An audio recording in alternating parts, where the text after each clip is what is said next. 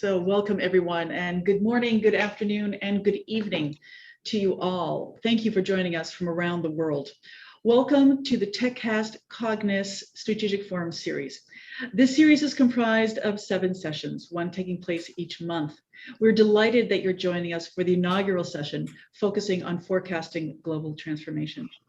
I'm Limor Schaffman, currently Director of Strategy and Operations at the LG Nova Center, focused on open innovation, and I am President of the World Future Society's Washington, D.C. chapter. I will be the guide and moderator for today's session. Each session for the Strategic Forum will consist of a 90-minute session of speaker presentations, closing, keynote, and then Q&A. So we're going to want to hear from you. Please write your questions into the chat, and we will bring them into the conversation. Also, as you've already begun, this is a community networking opportunity. And in the chat box, we invite you to share your name, organizations you're affiliated with, where you're joining us from. Thank you so much for doing that. Now, let's begin. To discuss forecasting global transformation, the most likely scenario for 2030, we have with us Professor William Halal. Dr. Halal is Professor Emeritus of Management, Technology, and Innovation at George Washington University. He's also the founder and director of TechCast project and a thought leader in foresight strategy, forecasting, and related fields. Bill, welcome, and it's all yours. Thank you, Limor. It's good to see you all here. We have an exciting program for you.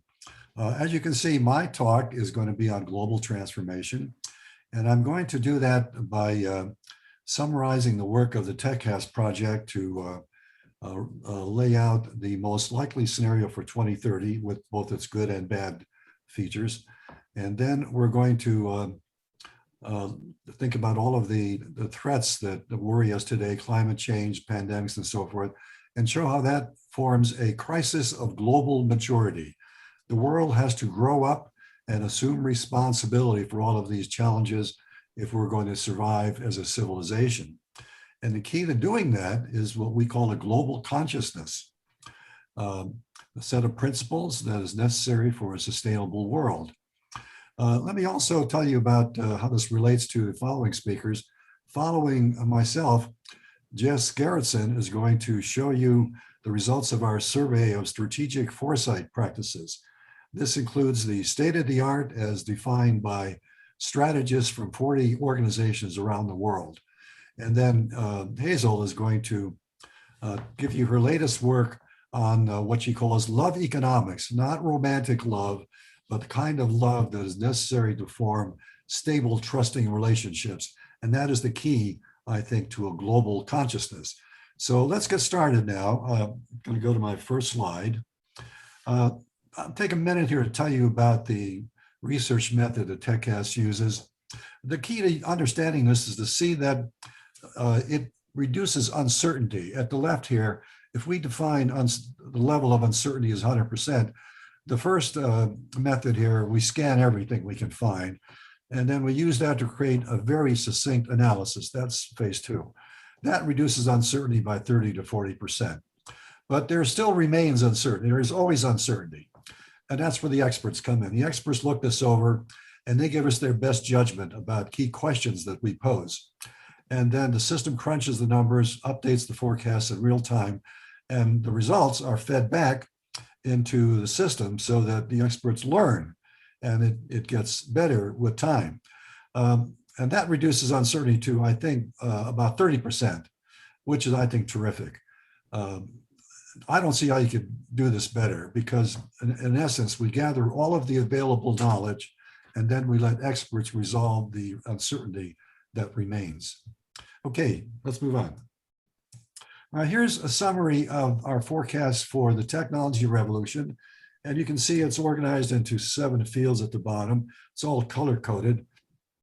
The vertical scale on the left is the most likely year that these different technologies will reach the adoption level specified in the label, 30%, 15%, and so forth.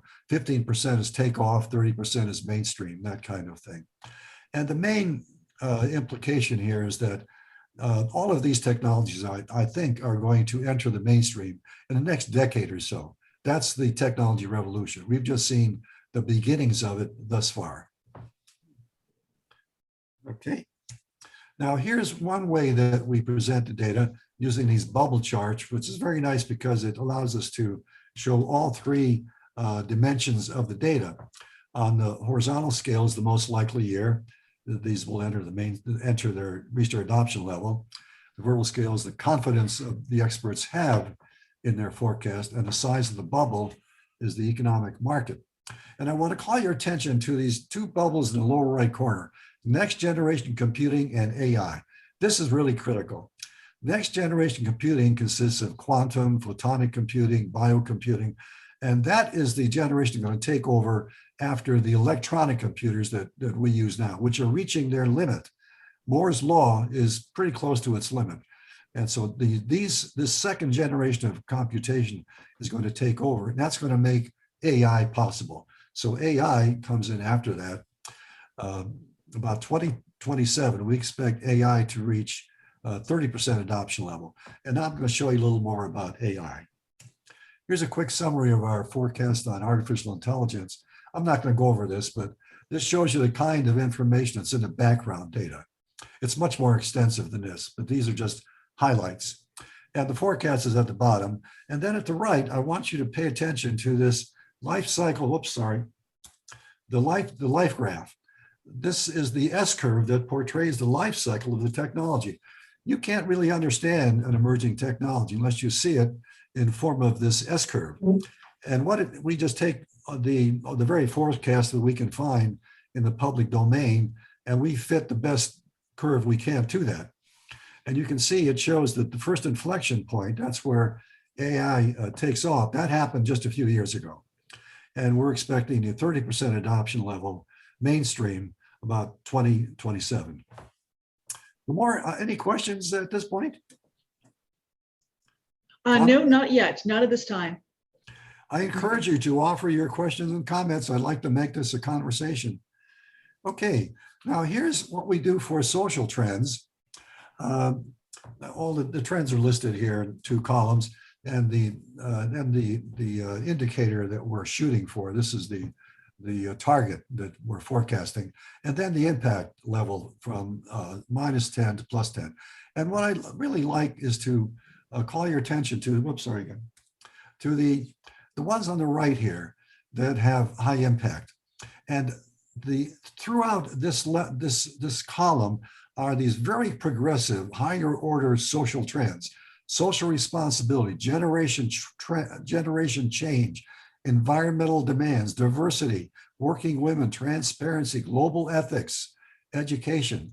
So that's really an important takeaway from this study of social trends. And I'm going to come back to that later in the 2030 scenario. Now here's what we do for wildcards. As you know, wildcards are high impact, low probability events. And here, same thing, impact from -10 to +10. And I want to call your attention to the ones on the right here, which have high probability. And what we see here, the theme through here, are the threats, the surprises that are likely. China falls, global depression, solar storm, space war, cyber attack, human cloning, super bugs, and on and on. And you're going to see this summarized in the scenario as well. Any comments or questions at this point? Yes, we do have a few. Okay. So one, Rashmi is asking, how much is, if the artificial intelligence, how much will it predominate in pharmaceutical and healthcare? Do you have any insights around that? Oh, I think healthcare is going to be a big deal for artificial intelligence. IBM's Newton, isn't it Newton? Is that his name? That's being used now for medical diagnosis. Medical diagnoses, I think, are going to be taken over by artificial intelligence algorithms. And even today, they have shown themselves to be more accurate than physicians. So I think it's going to have a huge impact. And drugs are going to be designed using sophisticated artificial intelligence systems. Yeah. What else? And we're having a question looking at the previous slide regarding global ethics, the trends on that. Well, that's really roughly the same thing that I call global consciousness. I can't go into that at any length here because it's a huge field, but I can tell you very quickly what those principles look like. We did a nice study on that at TechCast using 20 or 30 people, a little workshop, and we found 5 main themes captured all. The first one is treat the planet and life forms as sacred. That is the key to the sustainability issue. The planet should be treated as a sacred thing. Doesn't mean you can't use the environment, but have to do it. Well, you have to honor the planet and the life forms. And the second is manage the world as a unified whole. And that means that governments and corporations still have their autonomy, of course, but they collaborate where it is in their enlightened self-interest so that the world is managed in a coherent way. And that's the kind of thing that is in the principles of global consciousness. There are 5 of those, but I don't have time to go into that now. What else? Well, I'm wondering also now, is what you were just talking about also related to the global brain? Because I saw that that was a 50% trend, and I'm curious, are those related? Yes? Right. Well, okay. My new book coming out soon called Beyond Knowledge is exactly about that. And it's a fascinating thing that if you probably have heard of the famous Jesuit archaeologist Teilhard de Chardin. He had years ago, decades ago, he had this vision that the world would evolve into a web of consciousness enveloping the earth. That is here now. The smartphone and social media have made all of the knowledge in the world available to us at the touch of a finger. We are all connected with these communication systems. And we are, in fact, living in a global brain right now. It's still a rudimentary brain, but it will improve in time. But that is here right now. And I think it's important, given the conversation today, to mention what is singularity. There are a few questions here about when singularity and singularity arriving. What does that really mean? If you could, well, if you want to. I have doubts about the singularity as it is conceived by many people, in the sense that I don't think it will eclipse humans. We are certainly going to see infinite knowledge and intelligence. There's no doubt about that. But my feeling is humans will remain in charge. They will remain in control. That's the short answer. There's more we could say, but we don't have time. Wonderful. Bill, I think that's it for the time being. Okay. Thank you so much, everyone, for writing in. Maybe continue a little bit further. Well, let's move on. Now, here's the scenario. And I call this a macro forecast because it integrates 50 technologies, 50 emerging technologies, 30 social trends, and about 25 wildcards. And the themes here, I think, hold true. You could probably find small variations, other ideas here and there, but I think this captures the main themes that we're going to see over the next decade or so. And the first is all of this green stuff. That's all going to happen, I think. It's happening right now. Green business, alternative energy, all that is happening. The question, though, is how bad will climate change get? It's going to get worse than it is now. These 100+ degree temperatures on the West Coast, that's just the beginning. If we did everything correct right now, it would still get hotter for maybe a decade or two because the planet is so huge. It has this enormous momentum. It takes decades to turn it around. So climate change is going to get worse, and it could get very bad. The question is, how bad will it get? And then transportation, all these things are going to happen, of course. Electric cars, self-driving cars, all of that. And medical advances are just breathtaking. It's going to provide mastery over organic life. We'll be able to do just about anything in the organic world, just the way we can do almost anything now in the physical world, space travel, nuclear energy, and so forth. Now here's the wild cards. Threats across the spectrum. These are all the things we talked about. This is going to be a turbulent future. Don't mistake this. It's not going to be honey and roses. It's going to be a turbulent future. We're going to have to rise to a higher level of competence to survive. But then here's the social trends. Higher order values. That is a very important trend. This is the key, I think, to a global consciousness, this kind of thing. And then the infinite knowledge and intelligence. This is the bottom line. This is where everything hinges upon this, because with AI taking over knowledge work, the question is raised, what follows knowledge? That is the big question. Right now, the bulk of the population does knowledge work. If AI eliminates that, what will humans do? I don't think it means that the machines are going to take over anything like that. I think it just means that we move beyond knowledge, and beyond knowledge, by definition, is consciousness. Now, that's another very large topic. That's the subject of my new book. But in a very quickly, I can just note what we call the life cycle of evolution. Nomadic tribes, agriculture, industry, services, information, and then consciousness. That's a life cycle, just like the life cycle of a human being. And that life cycle means that the world is right now reaching a state of maturity. We are operating at a level of consciousness right now. The post-factual nonsense is the best indicator we have of that. That's a change in consciousness. Donald Trump is a master at shaping consciousness. That's why he has such power.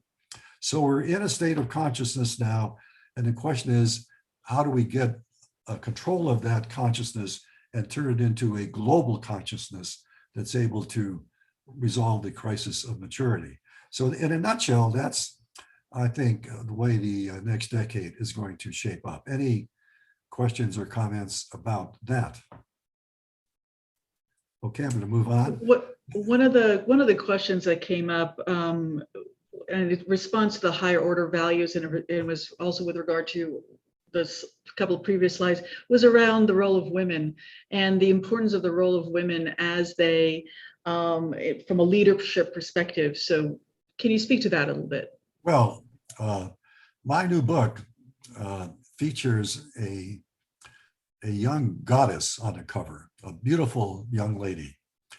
She's a goddess, and she is giving humans global consciousness, a vision for what it takes to create a sustainable world. And you go to my site and look for the book, and you'll see what I mean.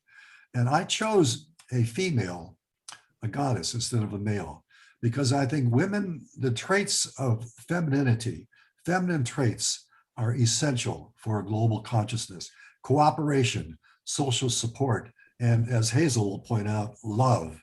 So I think women play, I think, the pivotal role in this transformation. Yes. Okay. What else? And so with regard to global consciousness, it's noted here that there's a global consciousness indicator at GCI by Barrett, and the writer is asking about that and any thoughts about that. Oh, I don't know of that. I'll be sure to look that up. Can you tell us what it does? So yes, Arnoldo, if you can tell us a little bit more what it does, I'll bring that into the conversation. Yeah, I'm sorry, I can't speak to that. So we have another question here. In terms of the age of consciousness, the threats across the spectrum, are you saying that the age of consciousness will successfully eliminate those threats? No, we're going to have to deal with them though. We're going to have to protect ourselves against these threats, like the pandemic. We're going to have more pandemics because the conditions that caused the pandemic continue.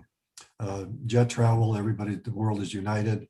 We're encroaching on the habitat of animals. So we're going to have more pandemics, and we're counting on the CRISPR technologies, these powerful new technologies for gene editing to produce vaccines that are going to be essential for keeping pandemics under control. Okay. And how do we include ethics in consciousness? Well, the 5 principles that we have come up with for global consciousness can be thought of as ethics. Like the first one, treat the planet as sacred. That's an ethic, and I think that's an essential ethic. And that's something that I think we're going to have to embrace as a civilization if we want to have a sustainable world. You can't treat the planet the way we have been for the last 200 years of industrialization and expect to survive. I think people understand that. I think Right. these principles they seem ambitious. Some people may see them as utopian. They're not. They're a vision of what is essential if we want to survive as a civilization. And I think people are looking for something like that right now. I see a common understanding that the present global order is not sustainable. I think people know that.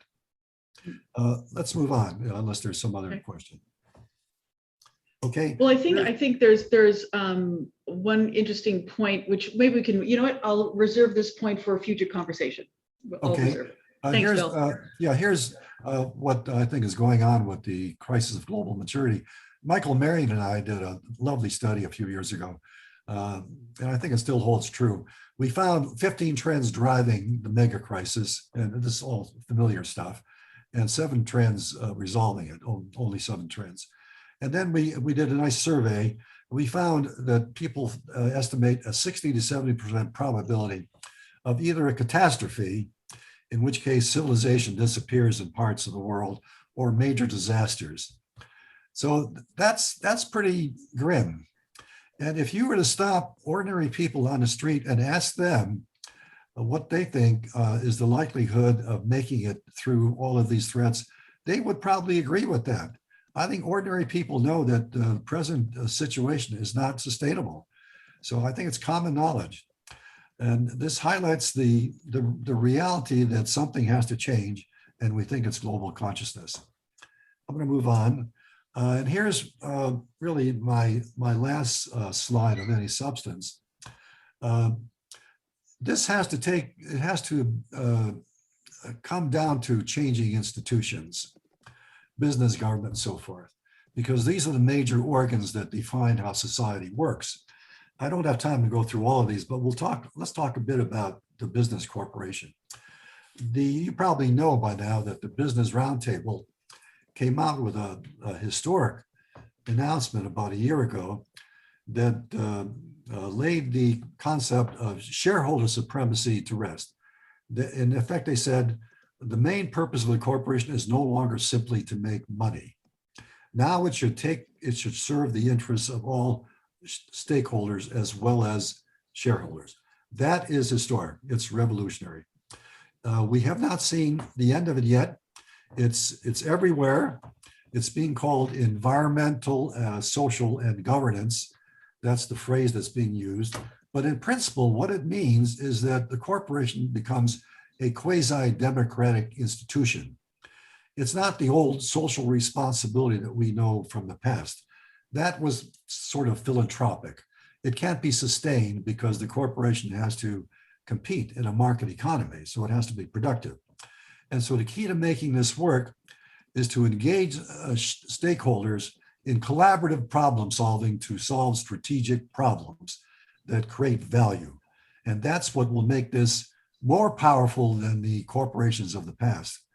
And I think in principle, it means if we can do this well, and Americans are the best nation in the world to take this on because we invented democracy. And if we can do this, the corporation becomes a quasi-democratic system that serves social needs as well as making money for shareholders. That, I think, is a powerful change. And it could serve an example for the rest of society and the rest of the world. It'll be an example of collaboration, the very key to global consciousness, collaboration. I think collaboration is the most underestimated practice that we have today. Now, I'm going to stop here and see if there are any other comments or questions for you. I have just about 2 minutes remaining. What else is on your mind? More? What do you have? Yeah, so Bill, first of all, someone was asking about the name of that roundtable. They would love to look it up if that's possible. It's the Business Roundtable. You just go to, just Google it, Business Roundtable announcement, and I think you'll find it. Okay, and if you can't, please contact us and we'll help you find it. Yeah. So there's another question about the use of wisdom rather than consciousness. So how do you roll wisdom? I think people are really attracted by this topic that you've been really looking deeply at, Bill. And so how do you look at wisdom versus consciousness, and what do you think about that? Well, wisdom is part of consciousness. Consciousness is everything beyond knowledge, everything beyond factual information.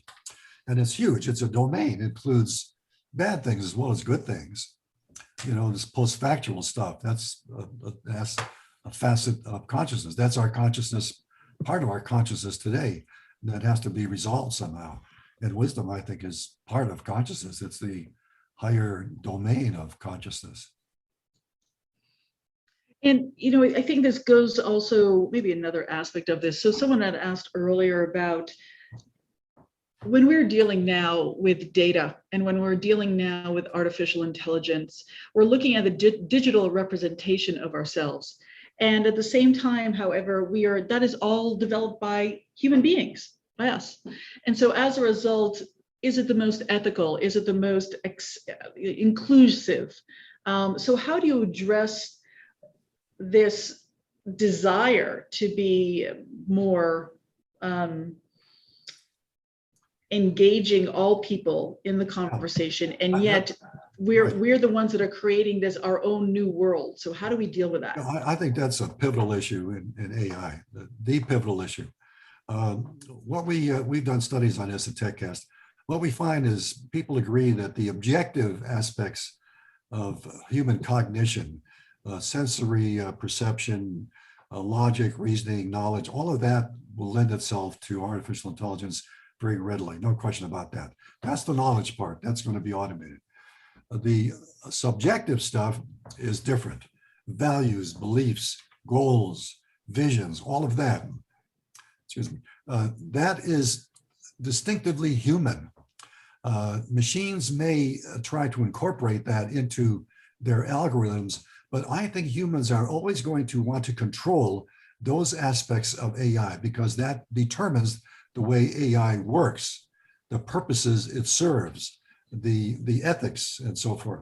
So I think humans are going to always try to maintain control over the machines by designing and choosing these subjective cognitive functions like values, beliefs, goals, and so forth. I hope that answers your question. It's a very good question. Yeah, it's interesting because people have, as we were asking the question, people also added the concepts of data dignity, data stewardship. How do we include everyone in this data economy? So it's very much an area of interest, Bill. Right. Well, I don't want to take time from Jess, so I thank you very much for come back to it. These good questions and comments. And now I'm going to turn it back to Lamar. All right, and we will, if we have time at the end, we can bring in these questions again. So thank you so much, Bill. Our next talk, and I'm sorry, I realize I'm off camera. Let me bring myself on camera for a moment. All right, hopefully that's working. Yes. So our next talk is by Jess Garretson and draws on a recent study entitled The State of the Art in Strategic Foresight. Ms. Garretson is CEO of Cognis Group. As head of this life sciences research, brand, and business development consultancy, Jess provides leadership for the company portfolio that includes consulting and strategic partnership services and IP research through the sites pharmalicensing.com and futureinfocus.com, two online subscription services curating technology and innovation foresight reports. Dr. Halal will also contribute to this presentation. Welcome, Jess, and welcome again, Bill, please. Thank you so much, Lamar. Thank you for the great introduction. As she said, Jess Garretson here, and I am representing Cognis Group. So thank you for taking a brief moment to listen to what both Bill and I have to say in this next section. So we started looking at strategic foresight, the practices behind it, in a deeper dive last year. And if you jump to the next slide quick, I want to give you a little bit of background on the why. So back in the early 80s, there was a study commissioned by General Motors to take a look at a similar topic, right? To see how strategic planning was being used across different organizations. And now you can imagine we're 40 years later.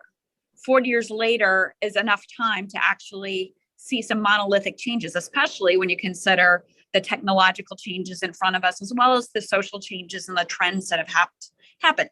So, we did a redo of this study last year, and we looked at about 66 different individuals over the course of a large body of organizations.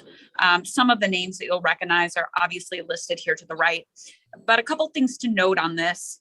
When you look at our sample set, we had a lot of very senior level people, which I think is a positive when you think about where thought leadership is really coming from and making sure that we're hitting the tip of the spear there.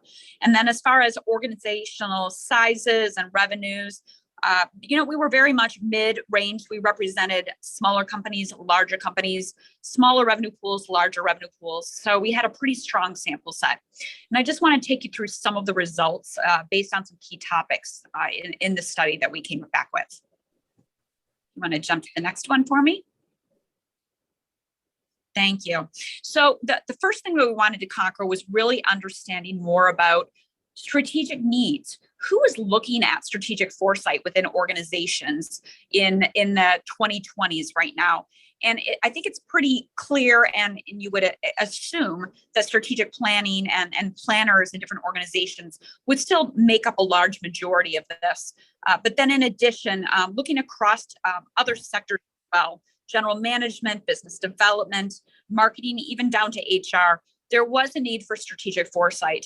And a few of the comments, I won't read all of these to you, but there are a few comments that I think are worth mentioning. Strategic planning must involve all units of an organization. I'm sure most of you are nodding your heads to that and also probably raising your hands in frustration because it doesn't always happen. But in order to get the best results, obviously, you need the inputs for the outcomes. Another one that I think is really important here is a good vision and measurable goals can ensure tangible results, making sure that there is that unified top line, top down, and focused direction that everyone feels vested in is obviously a way to take that to the next level. And the last comment here, new attitude is planning is too slow. We need agility and resilience. And I think over years and years of being within strategic planning, one of the things that I've definitely noticed is that, that piece of agility is critical. And if we jump to the next slide into planning methods, where are we going? I'll wait until you stop and then I'll start sharing. Okay. So planning methods, this goes right to the heart of that last point. So, many organizations right now are currently continuing to use strategic planning cycles, whether that's annual planning, it's sprints, it's something on biannual basis, monthly basis, using rocks. There's so many different types of planning cycles out there, but it's still the most used. And when you have those cycles, especially when they're longer and longer, it's hard to have that agility like we were seeing in comments from the last slide.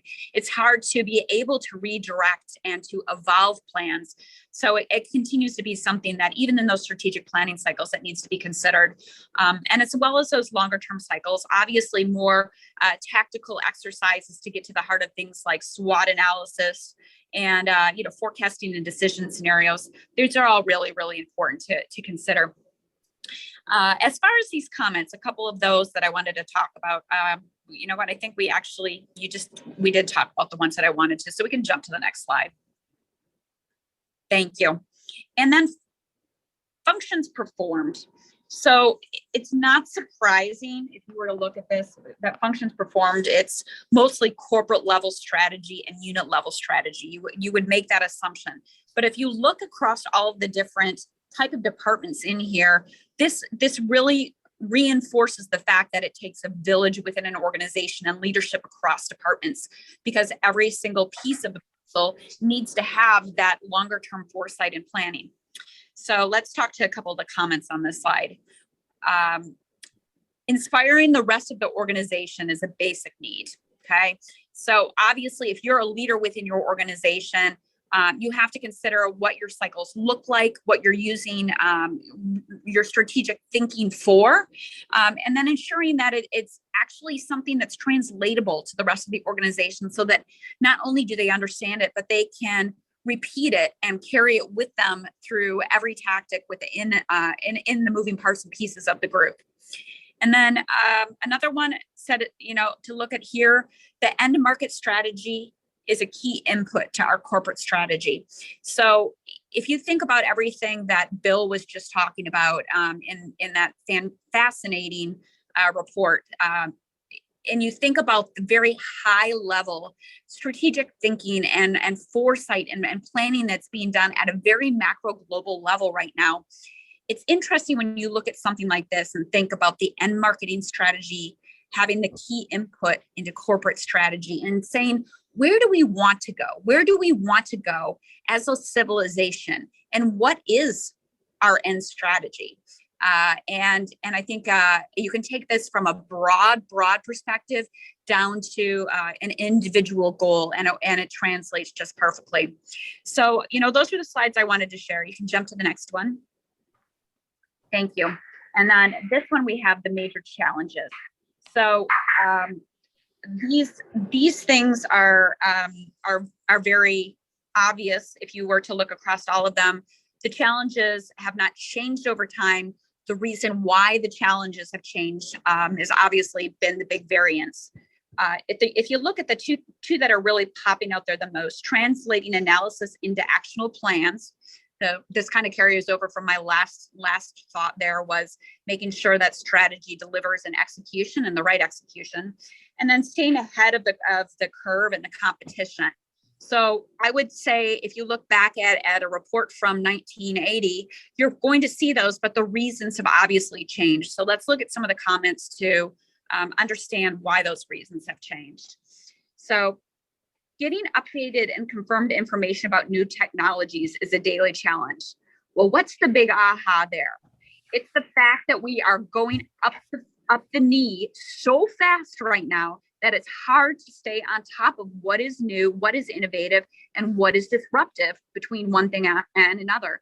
That's the one thing that Cognis works very, very hard at, is understanding how long people have in a cycle in their pipeline versus what could disrupt it, or where should they evolve. And I think this is something that we all experience across pretty much every part of our life right now.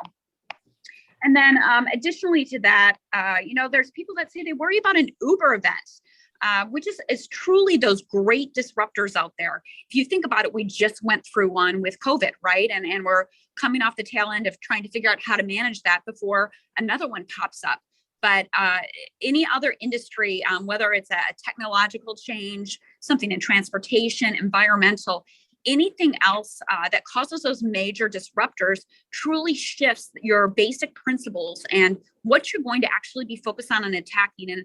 And that circles right back to that agility piece. And as I'm sure you all heard from what Bill just shared, there's going to be continuous change happening at a much greater rate moving forward. So making sure that we are prepared with foresight for any of these major disruptors in advance of them is our best way to make sure that we're ready for what's to come. So with that, I think I'm going to turn it over to Bill to share a little bit more behind some of this. Okay, it's Bill again. Well, let me get my video up. Okay. No. Oh, okay. Okay. This is the main finding, or one of the main findings from the GM study that I did 40 years ago. We learned that all of the corporations that we studied tended to do something roughly like this generic strategic planning cycle. And it's nice because it shows the relationship of these different functions: forecasting, goals, issues, strategy, and so forth. Strategy is a two-person zero-sum game, or it's a two-person game between the strategist and the environment. The strategist has goals he wants the organization to achieve. The forecast has something else in mind. And the difference is what creates issues. And then you have to find strategies that resolve the issues. And strategists they cycle through this. It's a cybernetic process until they have a good idea of what's going to happen in the environment, and they think they have a strategy that can resolve the issues to achieve their goals. So it's basically problem solving. The main thing we learned in this study is that, as Jess pointed out, this is still being done. This is the study affirms the continuation of the strategic planning cycle. Let's go to the next slide, Steve. And here's how we can confirm that. This is what Jess showed you earlier, but I just reorganized it a bit to show these themes that run through the data. There are 3 themes. This is the first one. The strategic planning cycle remains the basic approach. They may not call it that, but they're doing some aspect of these various strategic functions. Let's move on. Next slide. And this is one of the interesting themes and you could have seen this in the data that Jess was showing you. People feel a need to include the bottom of the organization. The entire organization should be involved. And here's the data that shows that 70% of, say, all units should be involved. 55% conduct unit level strategy and so forth. And here are comments that show the same thing. So I think this is a pretty interesting conclusion. People have talked about bottom-up organizations for a long time, but I don't think it's really happened very often. It's been rare, but the need for it, I think, has arrived.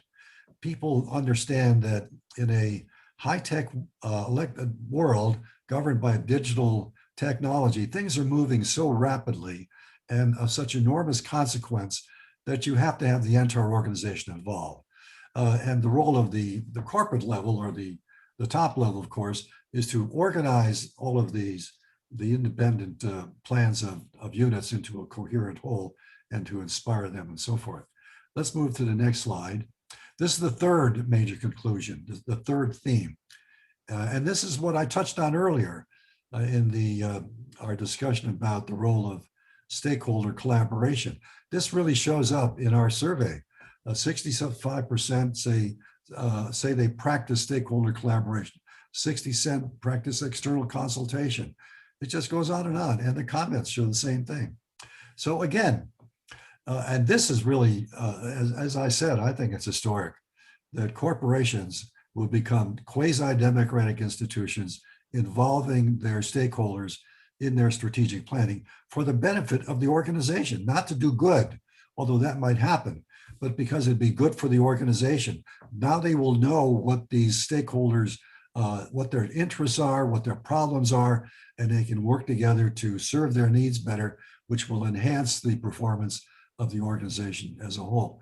So I'm going to stop there unless there are comments and questions. We do have a few questions. No, we have 10 minutes. So first, I'm going to go back to something that was asked, and this would be for you, Jess, at first. Let's start with you on this one. In your experience, how are you facilitating, enabling an action towards foresight among leaders beyond the perception exercises and strategic planning steps? How do you get that movement to happen? What I've always found, Bill, do you want to go in and jump in? Oh, go ahead, Jess, please. Okay, the one thing that I was going to say is investment and people feeling like they are part of the vision versus just the process of communicating a vision, I think is incredibly important. And so I think when you're trying to identify new ways of driving thought leadership and strategic foresight through organizations, a big piece of it is to know the players around you, so that when you are determining the right processes and the right methods for your group, you're taking into consideration it's right. Who has what skill sets? What are they bringing to the table? How are they going to be best enabled to contribute to where we want to go, and then also take it to their field to execute within it? So I think a lot of it is, I think the answer to your question is, it depends on the organization and it depends on the people you're working with. But at the heart of it, what we're doing is we're developing intellectual thinking, property, right? Even from our minds onto the words into how we're going to lead organizations. So it really is about making sure you've got the right processes, procedures, methodologies established for the people that you're working with in the arena. And then also to identify when you need to bring in other people to just round it out. So that would be my point of view on it. I don't think it's a one size fits all solution. And Bill, any thoughts about that? Oh, no, I'm happy with that. That's a good answer. Sure. What else? Okay, we have another question here. Our readiness for technology diminishes our labor readiness. How do we minimize leadership's influence from ideation and increase their vision for investigation prior to making decisions to purchase technology void of labor, knowledge, skills, and ability, to reduce the impact of disruption and increase the probability of successful insertion into the organization's operations? And this question is in the chat in case you actually need to read it as well. Yeah. Any thoughts, Jess and Bill? That's a hefty question. I'll take a lot of parts to it. I'll take a crack at that. I think the key here is to, this is part of the bottom-up concept. There are only two ways to run an organization, through either hierarchy, a planned economy, or markets. And Russell Akoff, if you know who Russell Akoff was, he was a leader in the field. He and I worked on the concept of internal markets. Very simple idea, but very powerful. Every unit in the organization should be a independent enterprise. Could be a self-managed team or an entire corporation, but it should be an enterprise in its own right. And the leaders of that organization that would give them ownership over over their unit. That I think is essential to change the mindset from the mindset of a bureaucrat to the owner of a business. And if you can do that, then that little business will do what most businesses try to do or should do, and that is look after their welfare and their future. And then they have to do good strategic planning to find out what technologies are coming down the pike and learn how to adapt them to their benefit. But I think the key is to create a system where every unit is owned by the people who run it. They consider it their unit and they benefit with its success. That I think is really a powerful idea. Bill, I'm gonna build on what you're saying there on just 1.2. I think it's important to identify individuals whose core responsibility is to be able to look farther out, not into the 1 or 2 year planning cycles, but to the 10-year plus, looking at foresight and macro trends that far out, and then being able to cross-reference those with things that are closer to home right now, so that you can start seeing the potential different trends and the different ways you're going. But if those people aren't dedicated and have a passion for that, and also being able to articulate it back into what it means today, you end up getting a lot of amazing reports that nobody does anything with. And that's where its insight needs to turn into action, right? So it's looking as far out as possible and then pulling it back in and having people that have the ownership of both today and for tomorrow underneath the leadership team is really critical. Yeah, I think that's right. You need visionaries. Visionaries are usually problematic in most organizations. They're troublemakers, but we have to develop a tolerance for ambiguity and uncertainty and honor visionaries, people with unusual ideas. So to both of you, another question going back to that bottoms up philosophy. So people talk about it and people say that they're going to implement it, but what is the reality of the implementation? How can we make sure that that in fact happens? And also, if we've taken a look at an example like China is being extremely successful, but that is absolutely not their model. Will they continue being this successful? Do they need to change? What are your thoughts about this? Bill first and then Jess. Yeah, that's a good point. Well, the Chinese have been brilliant in the way they've gone about formulating their system of governance. They do use bottom-up systems. I mean, they're running a capitalist economy in many ways, although it's governed by an autocratic political system. But they rely on free enterprise. Those Chinese billionaires are entrepreneurs, and The same principles should be extended into organizations themselves. That's the point I'm making. So that the organization itself is not a planned system, but is in fact a bottom-up system where the units are entrepreneurial. So I don't think the Chinese model obviates the need for entrepreneurship. But you're right, there's a real global test going on right now. The challenge between autocrats and democracy. That's really a historic challenge. And I think the reason autocrats are doing so well is because democracies are not doing their job well. And that's another whole topic. That's something I explore in my book about the role of government and politics. We need a different perception of government and politics so that democracies can outperform the autocrats. But that's a huge topic in its own right. Jess, any thoughts with regard to that question? Yes, Bill, I agree. Okay. These are complex issues, some of these. But I think the key idea is that we need both. You know, the principles of the West, there are two major principles that govern the West: free markets and democracy. Those two principles, I think, are the key to success in the future. They have always been the key to success because they both hinge upon using knowledge effectively. The problem is we don't use them. The corporation is hardly a democracy, most corporations. It's a planned autocracy, and governments are rife with bureaucracy. So if we were to simply take those two principles of democracy and free enterprise and really put them to use in all institutions, that would really change the world dramatically.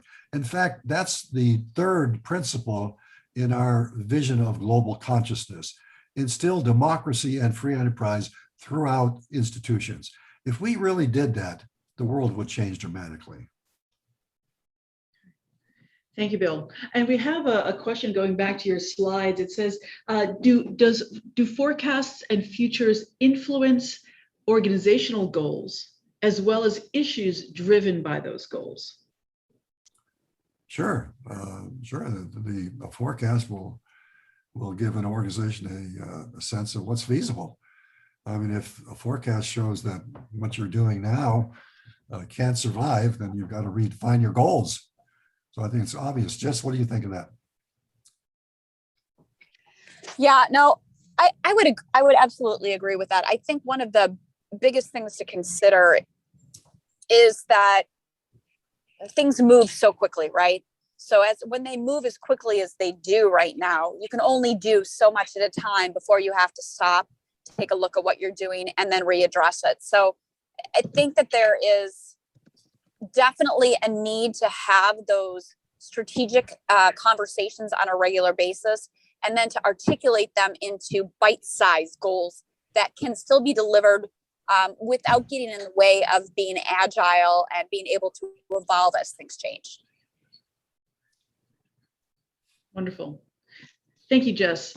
Why don't we proceed, unless there are other questions? I think I'm going to hold those for reserve, and let us conclude here and also bring in our special keynote speaker. Bill, does that work for you? Yes, good. Let's hear from Hazel. Okay. There she is. So Hazel, I'm Dr. Henderson. I'm just going to introduce you for a moment. Wonderful to have you here. Thank you so much for joining us. It's a privilege.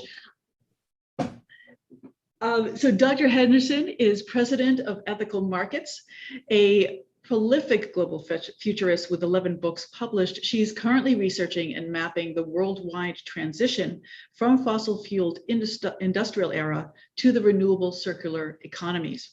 Prior to her founding of Ethical Markets in 2004, Dr. Henderson was an advisor of the Calvert Group on socially responsible mutual funds.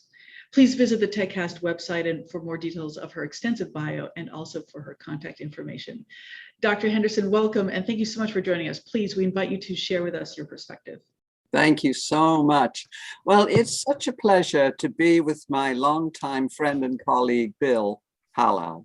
And you remember, Bill, back 20 years ago, we were both doing all kinds of stuff on tech forecasting. And I was a science advisor in Washington at the Office of Technology Assessment and the National Science Foundation, and serving on a committee at the National Academy of Engineering on public engineering policy. I mean, with all this discussion going on this week on infrastructure, sort of deja vu. And it's a special pleasure for me to have written one of the forewords to Bill's new book, Beyond Knowledge. And it just spoke to me completely. And I believe very much that this is where we're going, beyond the data and to the whole area of consciousness. And to me, the expansion of human consciousness that we need right now, we human species are kind of a young, immature species. And we're coming up to graduation time very, very quickly on this planet. It's like the planet's teaching us directly. And basically, we all need to have a conceptual framework now, which acknowledges that our true human species condition on this planet is completely dependent on the daily flow of free photons from our mother star, the sun. And without the sun every day, we would all be 400 degrees below zero. So just let's use that as the framework. And I just want to go into a deeper dive, basically beyond the institutional models, which have so brilliantly laid out by Bill and Jessica. And they're all incumbent institutions from the 19th and 20th century. And they control the terrain of the political debate. They've sort of moved in on the Supreme Court in the US. And underneath it all, they have weaponized two very wonderful technologies that human beings have developed over many, many centuries. And that is the tools of money and markets. And money and markets are both wonderful tools. And whether we have used them in antiquity, where the money has been shells or wampum or knotted string or cattle, basically the market side of it was always local in villages, or it was the network markets that Native Americans used all across North America, or that the Pacific Islanders used in their canoes going from island to island. And somehow or other, as these institutions grew in power over the Industrial Revolution, sort of based on fossil fuels, they were able to weaponize the use of money and markets. And most of the statistics by which we live today are all based on the politics of money creation and credit allocation. And all of our statistics that govern our lives, from GDP to all of the macroeconomic statistics that we all live by and all of these organizations are driven by, are actually an error, because the price system is just a very small part of what humans do. And I always have referred to the price system as is a function of human ignorance.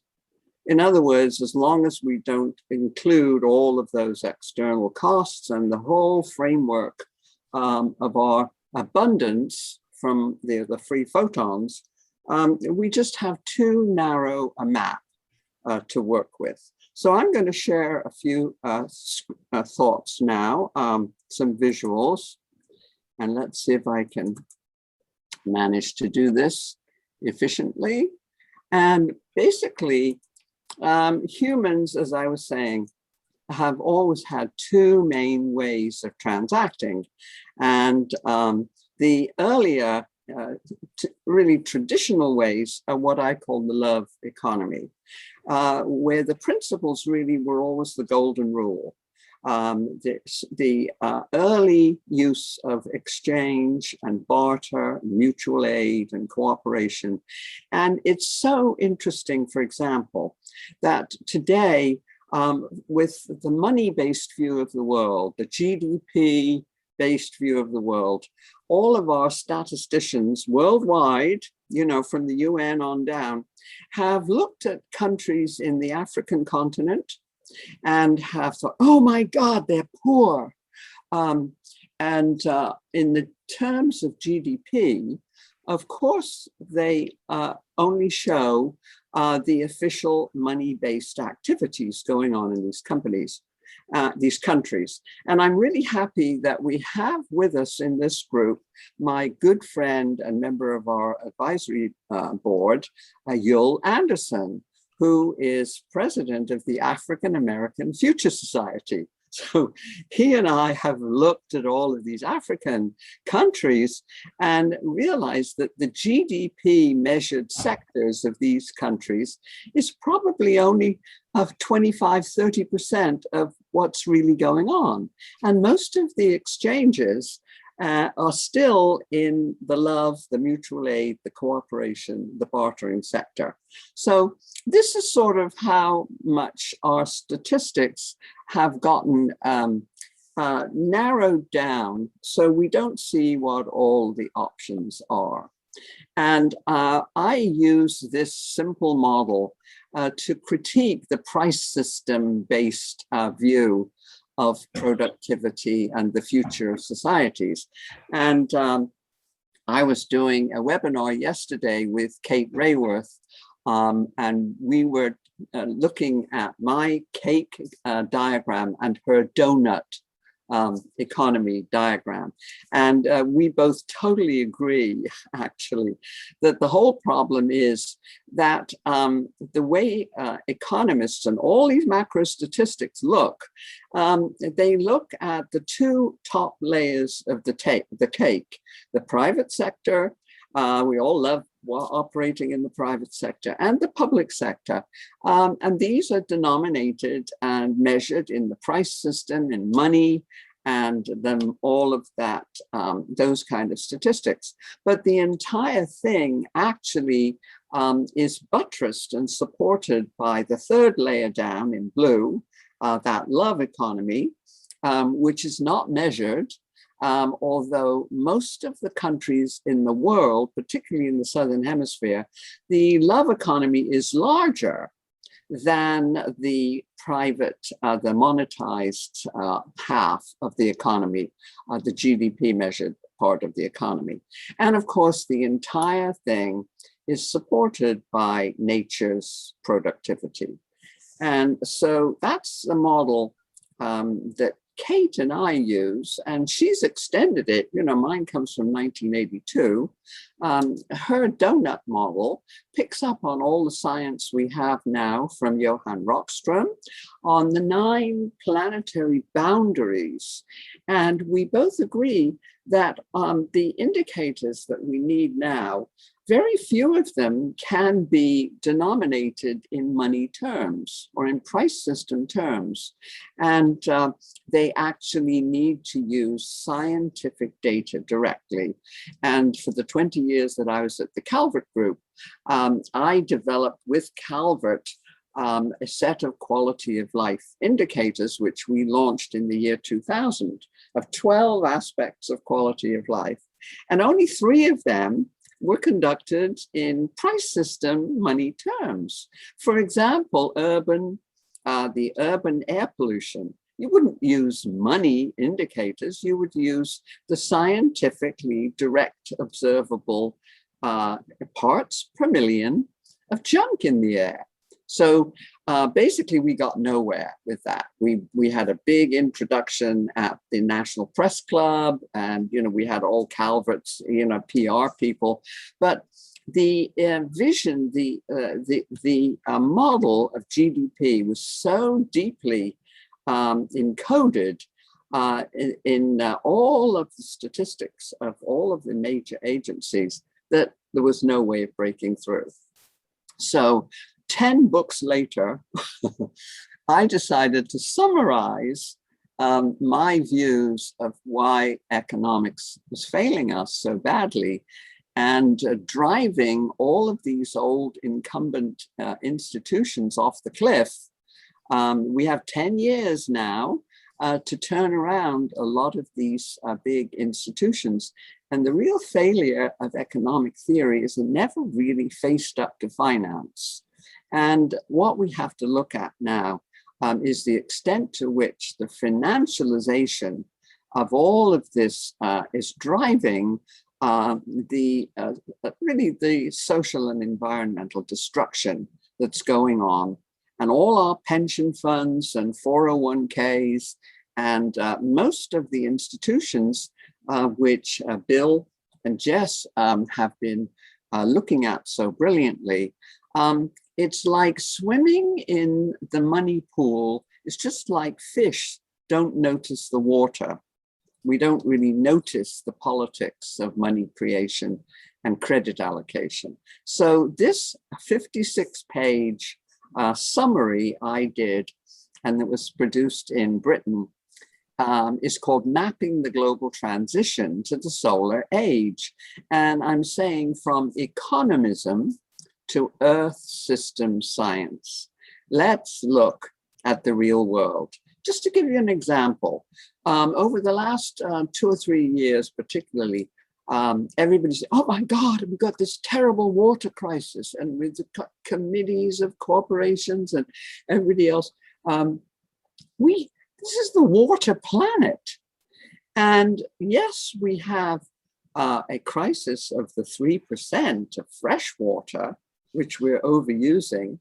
And how come we overlook the fact that the other half of the plant kingdom on this planet are the salt-loving plants that we don't use? And they grow on beaches, they grow on salt marshes, they grow in 22 countries without fertilizers or pesticides. The only one or two that have made it into the supermarkets is quinoa, the grain. Temporarily frozen. Oh, there. Sorry? No, please continue, Dr. Henderson. Thank you. Oh, okay. And so these are the kind of things I find now that I pay attention to is what's missing in the macro models that we're using to guide our corporations. Right now, these big corporations are terrified of the transition to the green circular economies. We have all these stranded assets. Their models are all based on the old economics, and they're all deeply buried now in algorithms. And often I talk to asset managers, who may be managing your 401k, and I say to them, can you unpack your algorithm? And let's look at the assumptions underneath it. For example, how are you valuing fossil assets, reserves? Are you valuing them at as fuel, in which case you're going to have to pretty much write them off? Or could you recategorize them as feedstock to stay in the ground for some future time because they're far too valuable to burn? And the answer I get from asset managers who are managing billions of dollars of pension fund money is, oh, that's above my pay grade. I'm not allowed to unpack the algorithm. I just get my bonus by pushing the buttons. And as you know, over 50–60% now of all trading in all of the stock markets is completely automatic, driven by mindless computers. So these are the kind of things I look at. And so I I'm still on the rampage about that it's time to dethrone economics. This is what Kate and I had a lot of fun talking about yesterday. And if you want to get in on our conversation, it's up on our website. And so basically, the not only are prices based on human ignorance, but also they're always historic. So that means we're always backing into the future, looking through the rearview mirror. And of course, I have fun with the economic textbook view. Volunteering is irrational, and human nature is self-interested, competitive individualism. And basically, they tell us it's practically genetically determined. So that gives us no way out toward this broader love economy view. And so the article I have up right now on my column in Wall Street International magazine is called Valuing the Love Economies.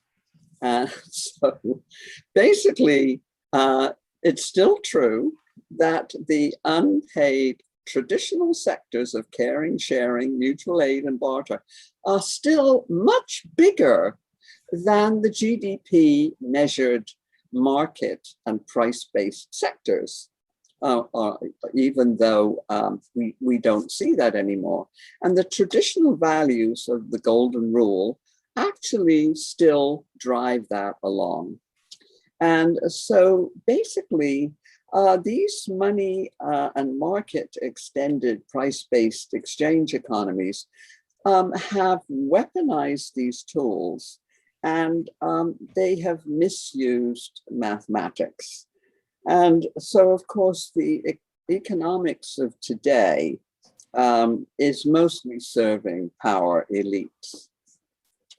And so the new views of value, which of course for me are very old, I wrote Creating Alternative Futures, The End of Economics in 1978 with a foreword by E.F. Schumacher, who wrote Small is Beautiful.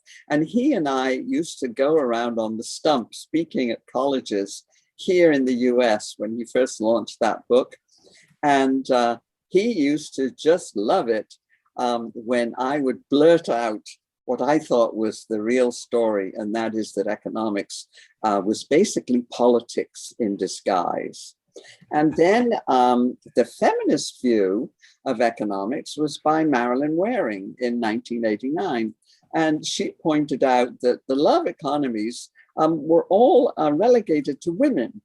And so she wrote If Women Counted, and pointed out that the whole GDP money-based sectors of the economies relied on the unpaid work of women.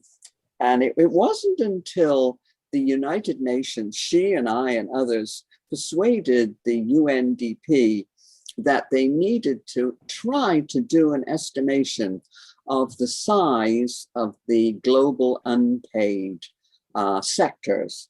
And in 1995, they had a shot at it. And they estimated that the global GDP that year officially measured at 24 trillion. And the unpaid work was 16 trillion. 11 trillion of it from the work of women, and 5 trillion of the work of men doing, owner-built housing and all of that kind of thing. And so if they had corrected the view of the world back then in 1995, the GDP that year would have expanded to 40 trillion. So it was that far off. And then I began to really look at my friend David Loy, who's on our advisory board, who is a psychologist and futurist. And he went to all of Darwin's notebooks and found that Darwin had been completely hijacked. And Darwin actually did not invent that poisonous phrase, the survival of the fittest. that was promulgated in The Economist magazine by one of his contemporaries, Herbert Spencer. And actually, The Economist, in an editorial in 2006, apologized for use of that, as they called it, the poisonous phrase, the survival of the fittest. And what Darwin really said was that the human genius for bonding and cooperating and sharing and caring was the secret of our huge success.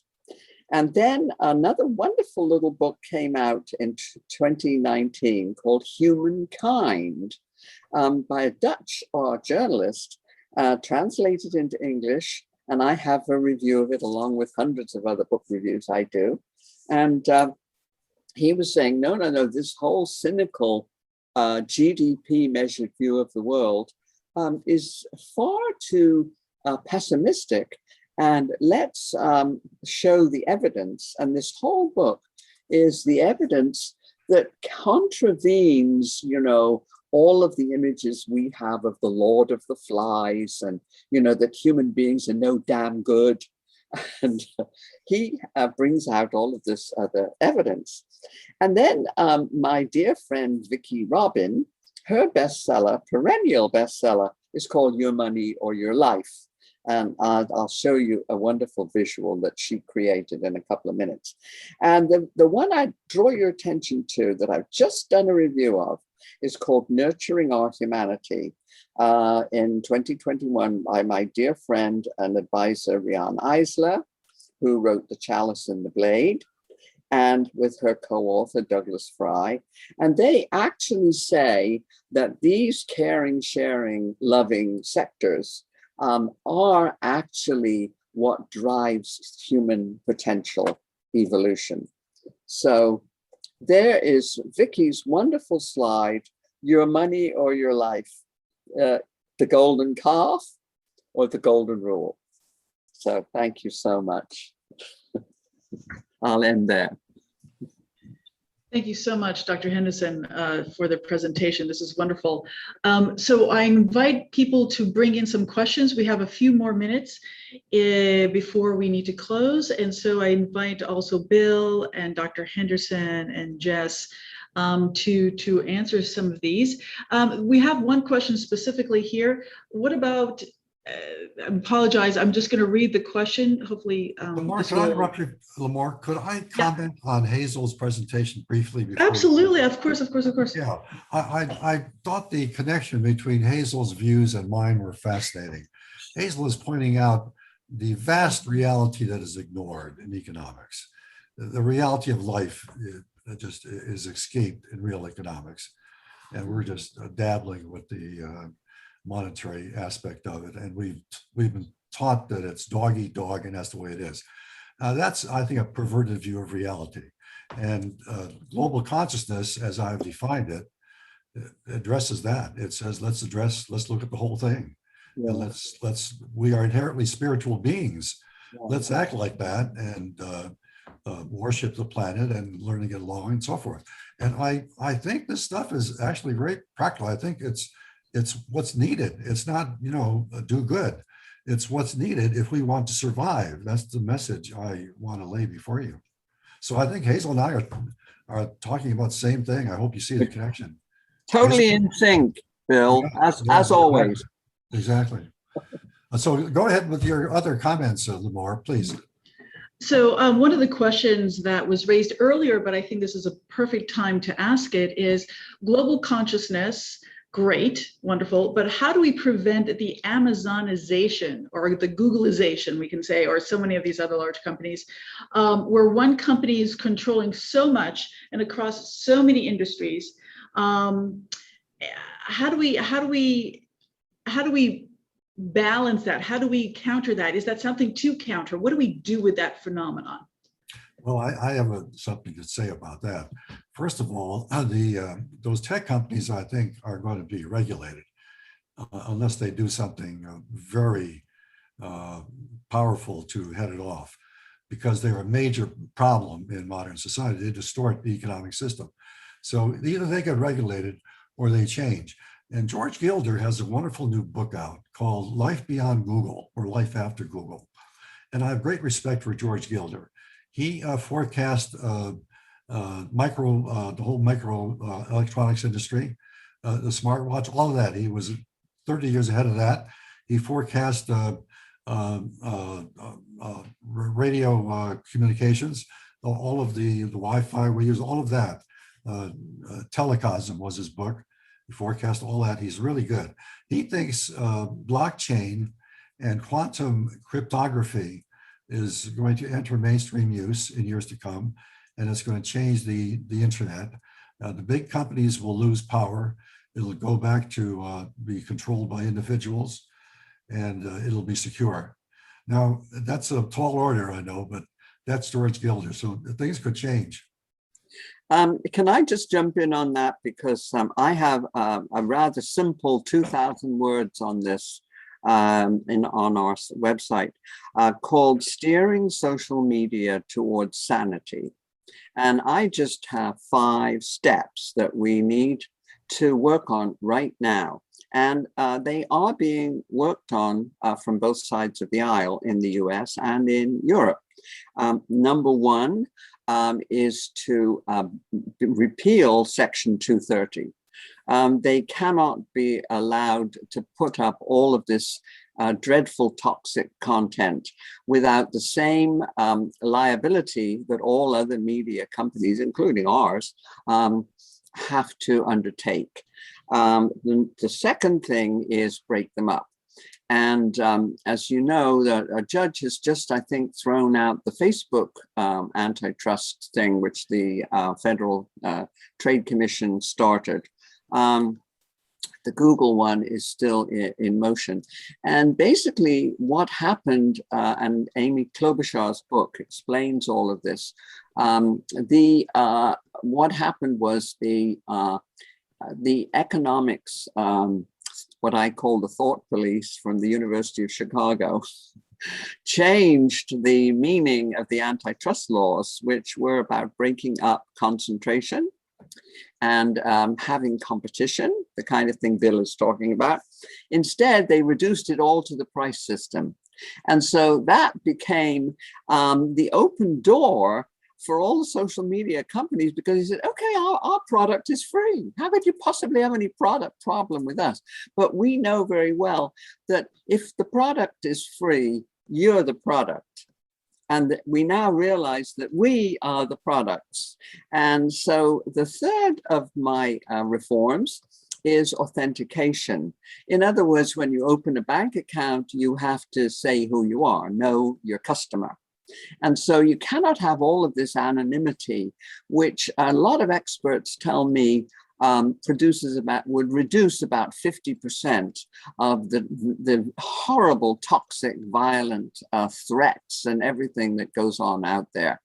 And then the fourth is that if they claim to be the public square, then they have to change the business model, and they can't be based on advertising revenue and selling our personal information to data brokers.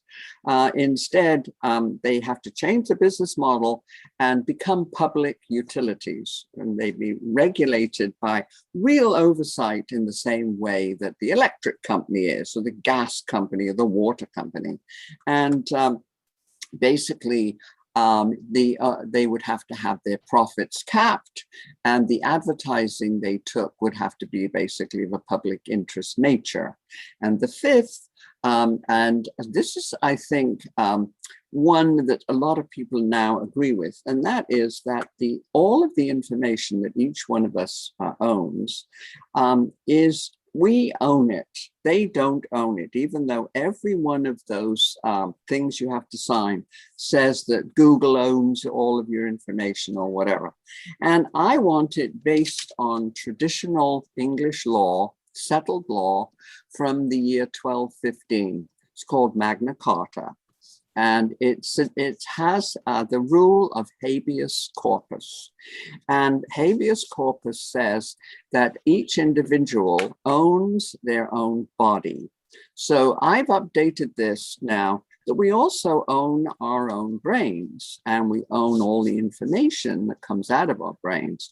So I've grabbed all of the high-level domain names for habeas corpus, .com, .net, whatever, and info habeas corpus.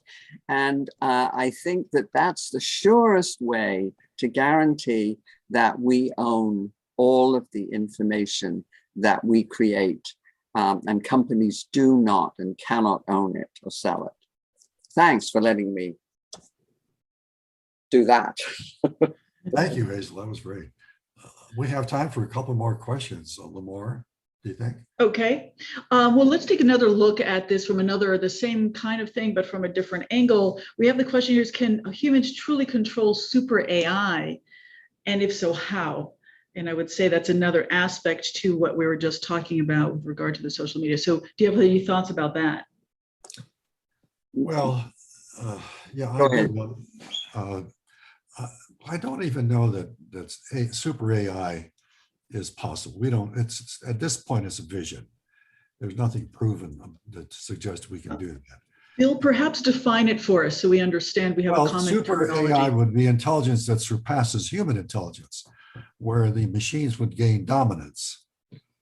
They'd cross the invisible line between being servants to become masters. And so that's what's frightening about that. And some people say it's inevitable. I don't think that's true. I don't think we even know that we can build a machine that powerful.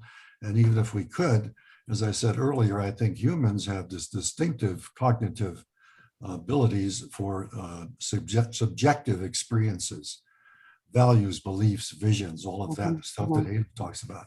That is where we control our lives. That's the way we should control the machines, by making sure that those things are under control. Yeah. And I think humans will be able to control them. Will do a good job of controlling the machines. They may fail at times, but I think we will learn to control the machines. Yes. Well, I like to go back to first principles and point out that there is no such thing as artificial intelligence. It is clearly human intelligence. It should be human trained,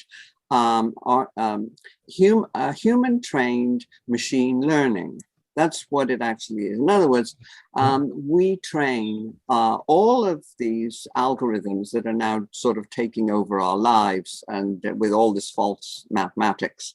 And so I wrote a little editorial titled, "Let's Train Humans Before We Train Machines."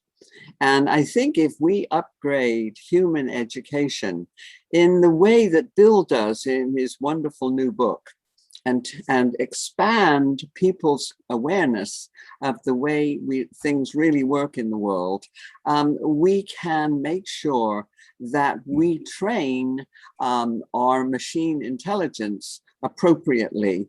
And the way to do that is to make sure that we train human beings appropriately first. And I use a lovely quote from a NASA scientist back in the 1960s, and he pointed out that the most efficient computer was, the 150-pound human being, which could be replicated with unpaid voluntary labor. In other words, human beings. Okay. That was a good question. Wonderful. Well, we have hit the end of the hour. So Bill, I leave it to you. I mean, it's a wonderful conversation, but we have hit our time. So would you like us to have one more question, or should we call it a day? Maybe we should have one or two more and then wrap it up. Yes. And we want to make sure that we have some closing comments that Lamar wants to make too. Okay, so we'll take one more question, and then thank you all so much for being here. Stay with us because this information is so good that it's hard to say stop. So there was a question here about, sorry, I just need to scroll here for a moment. I wanted to get it, about data dignity and the data dignity movement, Dr. Henderson. And a question for you of, are you familiar with it? Do you have any perspective on that? I would love to know more about it. This one of the groups that I've been relating to a lot is the Center for Humane Technology, which was started by Tristan Harris, who was a whistleblower from Google. And all of the whistleblowers coming out of Google and Facebook and all the rest of it, if you go to Center for Humane Technology, .org, you may find that this Dignity the group has already related to them, but otherwise I would love to connect with this group because it is, see, that goes back to the golden rule, you know, is treating every human being with respect. And that is the oldest rule. Every religious and spiritual tradition in the world has used the golden rule. It's kind of the first principle, do as you would be done by. And so I hope that this Dignity group feels the same way and will get in touch with me. Wonderful. So I think that might, maybe some people here we have here from Linda McDonald. She thinks she can help send some information and connection. That would be absolutely wonderful. So I see that people are needing to leave, so I'm just going to bring this to a close. And thank you both so much. Dr. Henderson, thank you so much. Bill, Jess, phenomenal. Wonderful having you here. And we also want to thank Steve Hausman for all his production work. You behind the scenes, we wouldn't have been able to do this without you. And we want to thank you, our audience, for joining us today for today's TechCast Cognitive Strategic Forum session, Planning for Transformative Change.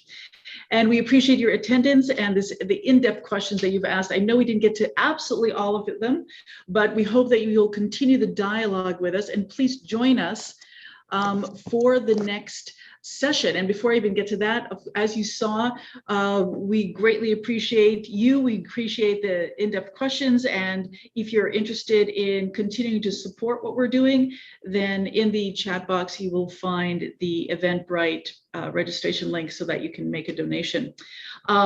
Also, we want to hear from you in terms of the topics that you are interested in, and also how we can continue to make these sessions better and better. And so by all means, please write to Bill, to Dr. Halal at halal@gw.edu. And also that link is going to be in the chat in a moment. We welcome all your suggestions and feedback.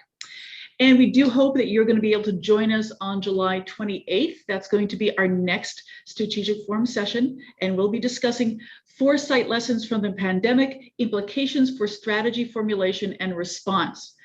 We will have the speakers Jerome Glenn, CEO of Millennium Project, Theodore J. Gordon, futurist, management consultant and co-founder and board member of Millennium Project, and also Paul Sappho, forecaster, adjunct professor at Stanford University and chair of future studies at Singularity University.